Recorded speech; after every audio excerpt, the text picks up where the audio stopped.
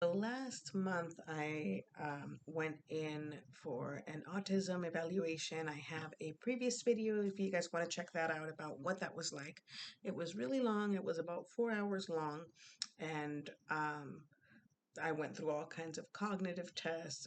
Had the psychologist had me complete a bunch of rating scales, the depression scale, the anxiety scale, a scale that focused on masking. I did an interview. It was just really extensive. And this is actually my second time getting an autism assessment. Last the last time I got it before this was about 3 or 4 years ago, and it was not anywhere nearly, like, it was nowhere nearly as comprehensive as this one was, because the first one, the very first one I did was with a different psychologist, and it was really maybe like an hour long interview, and I had to tell a story based on a picture book, and I don't feel like it was very comprehensive, and I walked out of there with a diagnosis of ADHD instead of autism. And then now, a couple years later, I decided to go back, find another place to get my assessment done with a new psychologist to kind of try to get a second opinion. This time I did feel like it was much more comprehensive. And actually, I just got the report back a couple of weeks ago. And it's like a 60-page report. It's really long.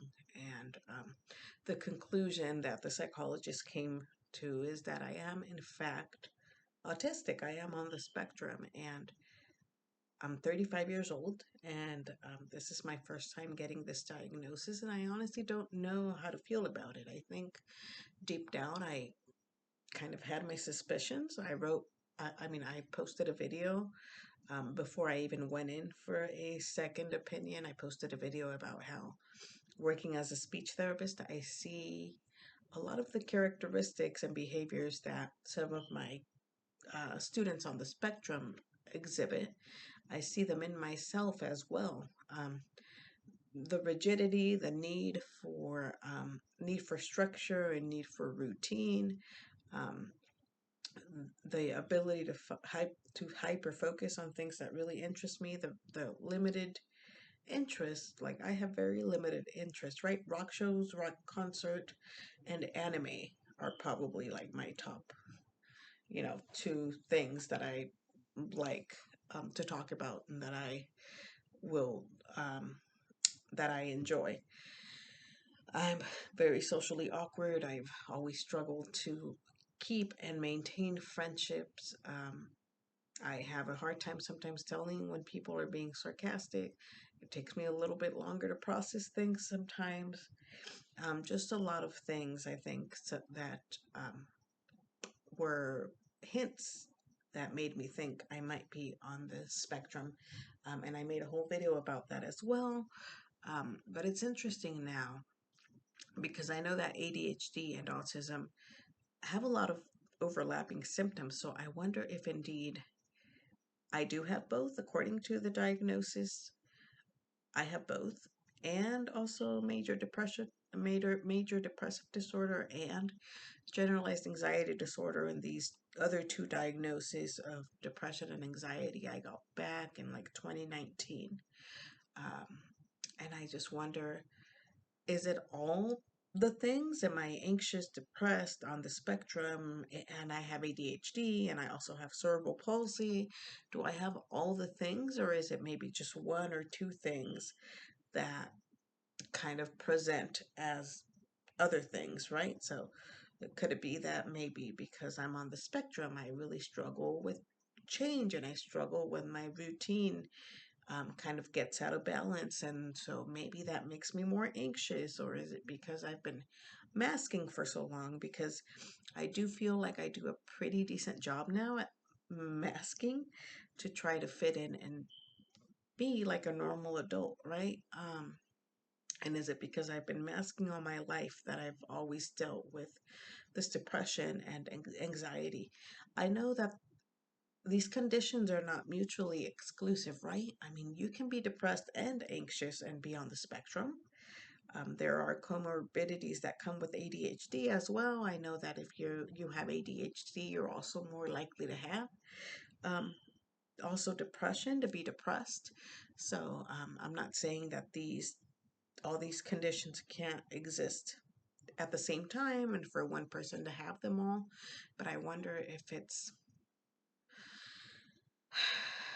it's more of a consequence of me having to mask and try to fit in that has caused much of my depression and much of my anxiety and the things that I've dealt with my entire life. And it's like, how do I even go about unmasking and knowing, figuring out kind of who I truly am? And I don't know. Um, I guess I really don't know how to feel about this diagnosis. Um, it just kind of confirmed my suspicions. I guess it doesn't really change who I am and who I've been my entire life. It just kind of, it explains a lot of why I struggled so much growing up and why a lot of things that seemed easy to other people and other kids growing up were not as easy to me.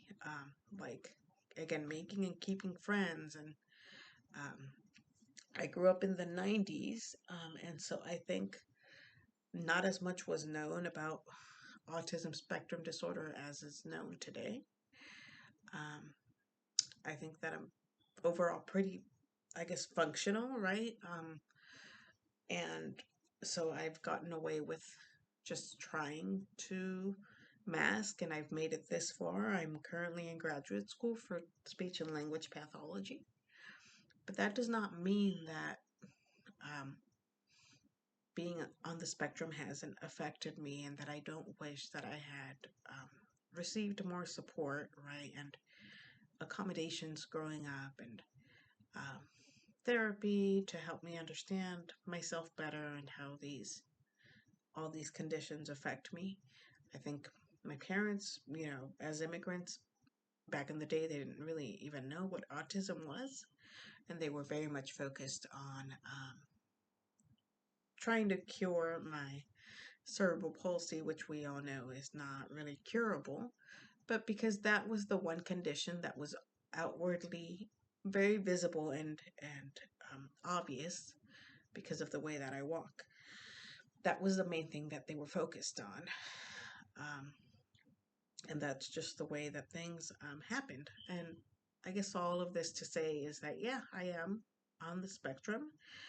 Um, and I think that it just helps to know, if you are, and it confirms maybe why you've been struggling with so many things your whole life. So if you're an adult and you're curious and you think you might be, I would recommend go and get tested. It's not too late. It did take me a while to find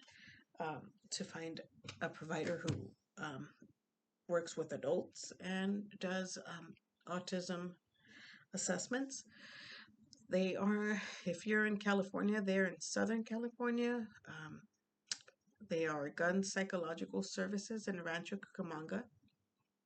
Um, and like I said, I think the assessment was super comprehensive.